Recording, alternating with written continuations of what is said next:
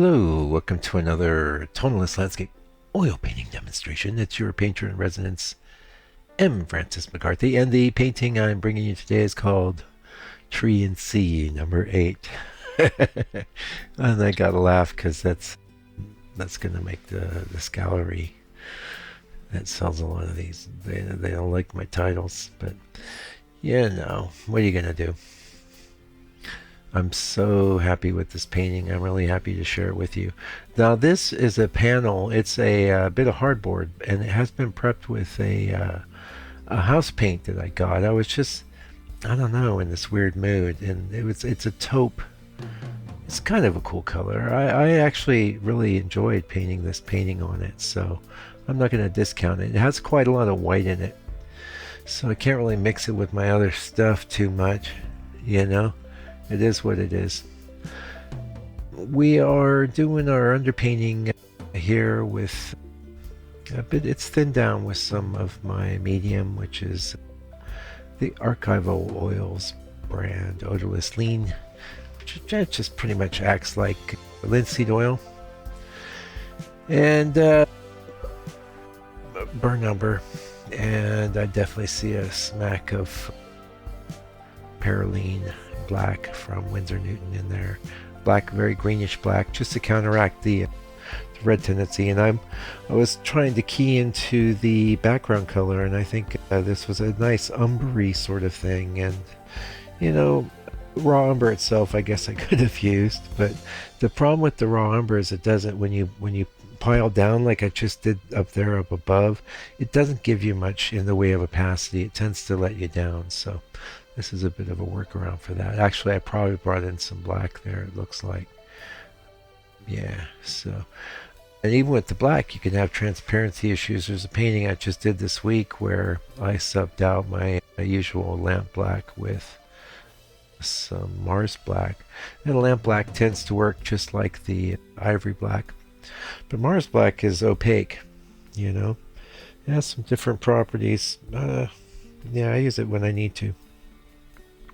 Anyway, I was stoked with this drawing. It's, you know, one in a series, I guess, of these trees that, you know, it's just that M. Francis tree shape.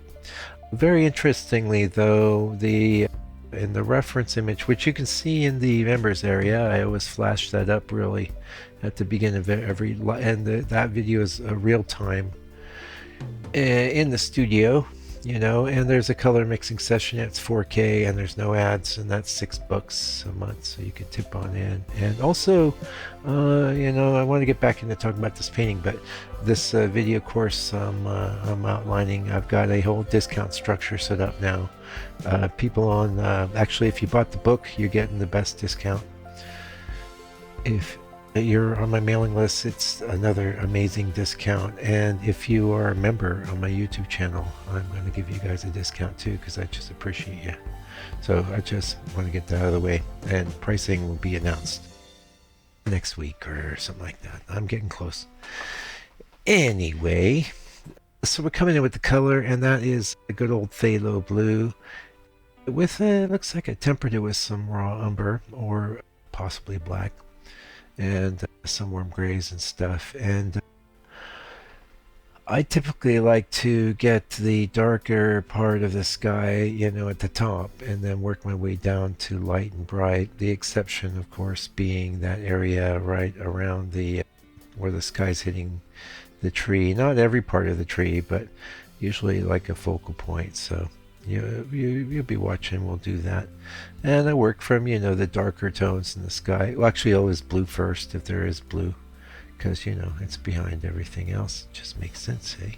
That's not to say you can't come in with some more blue later, and often I do.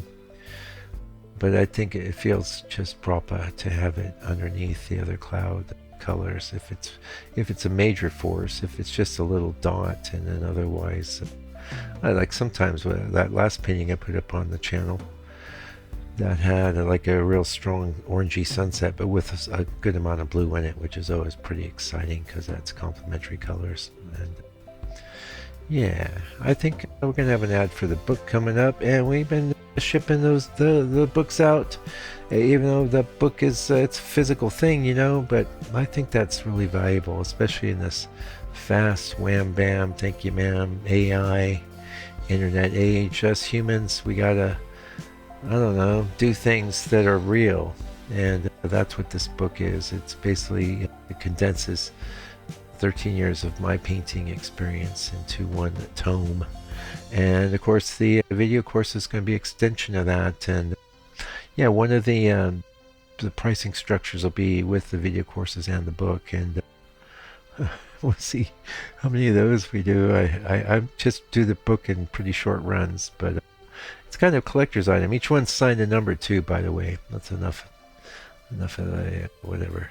Uh, I was pleased with the sky. A lot of times when you have the sky really dominated by a tree, or just got a little bit of one bit of the painting and there's not a lot of it, you can get some weird shapes. So it's always good to kind of sort of stand back a bit or blur your vision or whatever and just make sure that everything feels natural, like some, the sky's always moving. I was quite pleased with the this is my approach to the sort of typical kind of gray sky thing. And in this painting, I didn't want to get into a lot of pinks or sunsets or warm things, because to me it was all about this series of real bright greens and the dark shadows in the trees. So the sky is just basically a backdrop for that. But if an important one, every aspect of your painting is, absolutely critical. And that's not to freeze you up. The idea, I think, is to, in fact, I was working with a student, we were painting side by side this last week, and we are talking about, there in that case was like getting a likeness, and she's like, yeah, well, this matters, and I'm like, yeah, it doesn't really matter. But yes, of course it does, but caring too much about it will be immobilizing. That's the point I was trying to make. So sure, you make your best effort, but if something turns out a little bit wonky, but it's kind of authentically you, or maybe it's moving in a good new direction for you and is positive, or just different in you. That's another point I was making with a friend of mine, and in a recent bit of correspondence, and that's this this AI stuff is becoming really adept at doing a lot of things that a lot of artists have been doing. And let's face it, a lot of that stuff is rote stuff that you probably wouldn't do unless you were getting paid. You wouldn't be doing it. I mean, but so what are you gonna do? Where's our refuge? Where we're gonna go? And I'm sort of a bit ahead of the curve here, in that I was really into working digitally. I was mostly doing my drawing on a piece of paper, but scanning that in, printing that out, inking that, coloring it in the computer, that sort of thing. Interestingly, since this is a landscape painting channel, we don't need to get too diverted into that, but I couldn't really pull off good landscape painting digitally. I have seen it done, though, in some of my brief forays into social media land. A few people are pulling it off, but I think honestly they'd be better served with oil paint, just my opinion. Anyway, doing our thing in the real world with real paint, and really getting down deep into that thing you do. It's like I used to bother me. I couldn't get away from the shapes of my trees, but now I just embrace it. I go with it. And I'm always trying to get things done. And what I think is the most important thing to do as an artist is to get your emotion across, your emotive response to the world and nature and life, and there's almost nothing better than landscape painting for that, in my opinion. You could do it with a still life, I guess. I think that would be a lot more challenging. And you can certainly get emotion across by painting people, but the thing is with the people painting is like, unless you know the person, a lot of times you might go, well, why should I have a picture of this person up, you know? Instead, unless it's like that Gladiator by Rembrandt or something like that. Anyway, back to the painting. Sorry for the divergent whatever, but it all adds up to painting, you know. So I had a great plan for this painting. It's something I have been reading this Parker book, which is so amazing, the famous artist course. It's great because he goes so deep into creating just a great picture, and also into what the difference is between, say, a cover and an illustration for a story, and by extension you could say a fine art painting.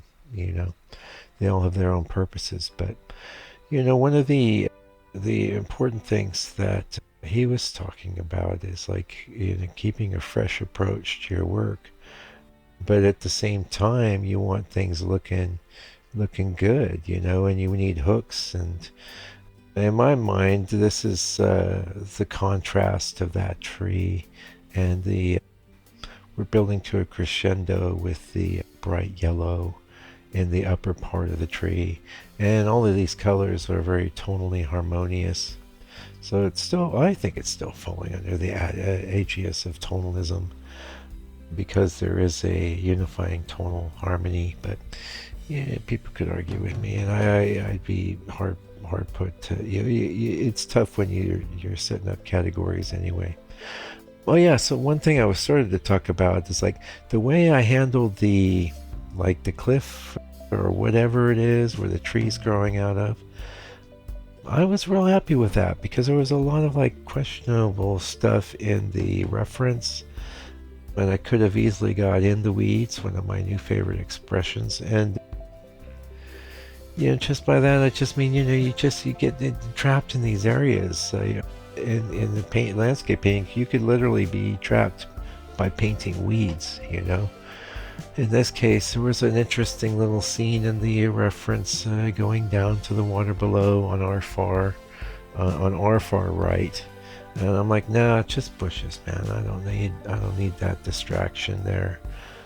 I did imply some things, and in the initial photo reference that I'd sort of used, the horizon line was way higher than I placed it, and it was most of it all blown out anyway. It was really just about the tree, which I changed considerably. But you know, it's great to have something to riff off of, and that's what this painting was about. And also I want to say, like, this 6x8 size was really a favorite of mine at the moment. I'm really digging it. It's a little bigger than a 5x7, see a little more room, but not so big that you're starting to think, oh well, you know, this is kind of big.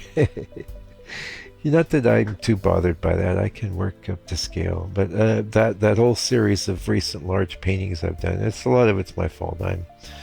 I just like to paint, and you know, I move what I can as far as sales go, but at the end of the day, I haven't done a very good job of finding homes for those. So, you know, and meanwhile, they're just like something I'm moving around. I know it's like, that's not a problem with the small ones, because I just keep them in boxes, or it's really easy to send them to galleries. They're not big, you know, it's not a big hassle. So I don't know. I like 6x8. Recently too, I've been getting some decent frames at the thrift stores. You know, if you're up on just checking pretty frequently, you can find frames that aren't too badly damaged. And you know, a lot of times you can use that oil paint to touch them up. There's a tip for you right there at the end. Hey, you know what? If you got this far in the video, I thank you so much. I will have real good information about the video courses coming up, and I appreciate you. And leave me a comment, please, if you enjoyed the video. I always appreciate that more than view counts or likes or anything else. Just, hey Mike, thanks for the videos. Great. Or, just watch too. That's me too. I mean, I'm not Mr. Commenter on the internet. Anyway, until they come back with a new video for your edification and enjoyment, do me a favor, do me a solid. Take good care of yourself, your family, all your loved ones. Stay out of trouble. God bless you and your family. And fight the power.